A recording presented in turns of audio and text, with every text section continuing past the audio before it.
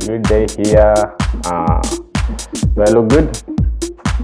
Man, doesn't look so good. Doesn't look so good. Looks so good. Hey, so we're going to be discussing some personal finance hacks, because one of the things I realize with most people is that they don't understand personal finance. At Kenneth Money Matters, we talk about the mindset of money, how to make that money, how to manage that money, how to enjoy that money, how to invest that money to make more money, and how to ensure yourself of a lifetime of income. So join me as we talk about these personal finance hacks.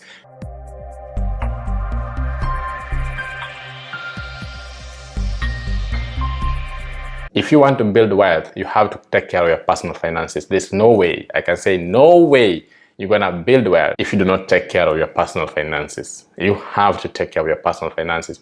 How do we do it? Now, I'm gonna do a series on how to hack this, and there will be almost 60 or 70 tips on how you can just hack your personal finances, manage your money better, and build wealth. Number one, create a financial calendar. Now, a lot of people always come to me, and the issue is not that they don't have the money. The issue is that they do not understand how to make a step into the right direction. They know that they don't manage their money well. They know that they don't make enough money. They know that they cannot budget properly. They know that they are overspending, for example. They know they want to build wealth. They know they want to start investing. But how do you make that first step towards the right direction? What do you do? Because it requires a behavior change. I always say finance is 80% behavior and 20% technical. So this behavior change is what will determine your success. So you can have a financial advisor or financial coach, investment coach. You can have millions of them.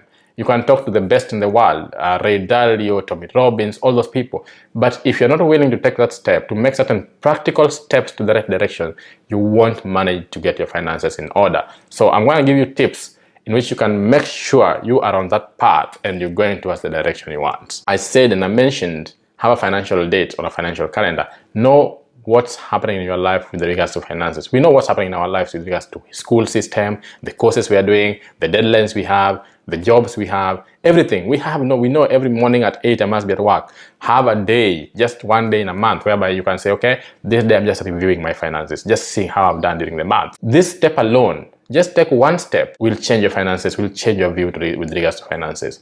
So make sure you have that date month. I call it the date night.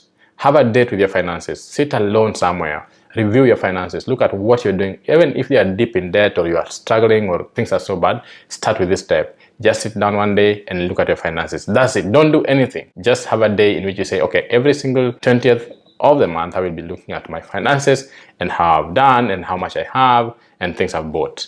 I'm not saying don't buy anything. I'm just saying just have a day to review your finances. Number two, have a budget. Budget, I said, and I've mentioned this before, is a very simple process. Don't have a complex budget. Sit down on that date night or on that finance date and then write down the things you know that you use all the time. This doesn't have to be every single coin that you spend. This has to be, how much do I pay for my rent? How much do I pay for my electricity? How much do I pay for my other bills? Just look at the major ones. Don't go into small details. Don't look at, because it will make you guilty. It will make you resentful. If you're someone who doesn't manage their finances well, you know it deep within you, and you know you wasted money somewhere, so you don't want to be writing that down. What I'm saying is write down the things you always spend. You must spend on them anyways. You must spend on your rent, your power, you must spend on your water, you must spend on your gas, you must spend on your whatever it is. Write those ones down. Those ones are not your fault. So you won't feel any guilt. You won't feel resentful about it. So make a budget. And there's no way you will get out of a financial dip if you do not start budgeting. Just make a simple budget. You don't need any app. You even just need your phone on a page to just write, or find a note on your laptop, just write certain things. Few. I'm not saying go and make, find apps and stuff like that. That's bullshit. Number three, know your debts and know the interest rates. I'm not saying pay them off. I'm just saying, do you have any loans, any debts? Do you know the interest rate? Do you know how much you're paying? This is just information. Up to this level, we're just getting information. So try and get to know your debts. Know how much you're paying for them. What's the interest rate? That's it. So knowing your interest rate will help you have an idea of what you're paying. It will also jolt you into action, because sometimes you realize, oh, it's not actually as much as I thought. Or this debt that I thought was too huge is not as huge. Or if I commit to this debt this much per month, I will actually finish it in the next 1 or 2 years. It gives you that motivation. But there are people who have debts and then they just bury their heads into the sand and they're like, oh no, that debt is just too crazy. I don't want to think about it. I don't want to look at it. I don't want to know the interest rates. I don't want to know how much time I have to pay it.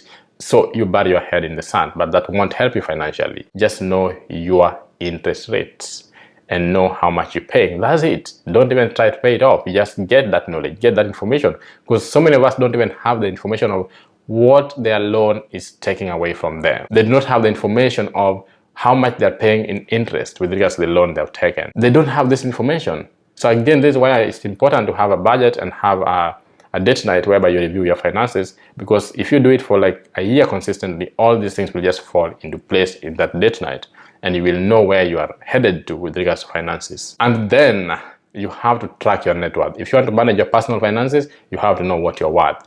It doesn't matter whether you're negative, whether you're negative $100,000, just know it. If somebody woke me up at night, I would say, oh, I'm worth this much. You understand? And it's not about millionaires. No, being a net worth, having a net worth, it's just the amount of assets you have and liabilities. So you just subtract the liabilities from the assets, and that's your net worth. If you have nothing, it's just your salary. Maybe that's your net worth. I don't know. But just know your net worth. Track it. See if there's any movement. Because if you want to get somewhere, you must know where you are. If you want to make a journey, you must know where you're starting from. Where are you starting from? It's not about judging yourself or, feeling bad about yourself. And everyone began at a particular point. Every single person. So you just need to start. You need to know your net worth. You need to know how much you are. And then you need to know, now, how are we going to make this journey from this place to this place? There's no way you're going to make your finances well if you do not know where you are currently. And you also need to talk to a finance coach sometimes to tell you about, how to calculate these things and know where you are and help you with a path on where you want to go to.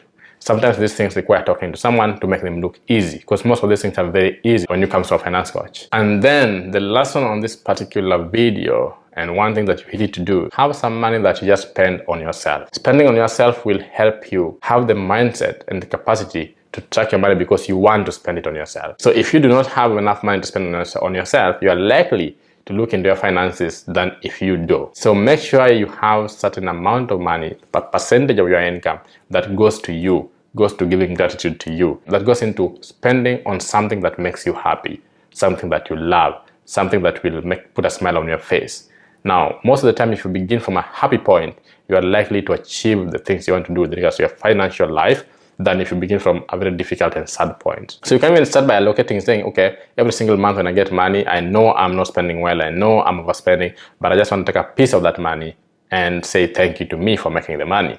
So you have to thank yourself, give gratitude, and this way you start vibrating very high, you be happy, and then now you can look deeper into your finances, knowing that you are well taken care of. You is taken care of. So make sure that this is something you do every single month. It's a very good thing. It's something I've practiced with so many people, and it works. It works 100% of the time.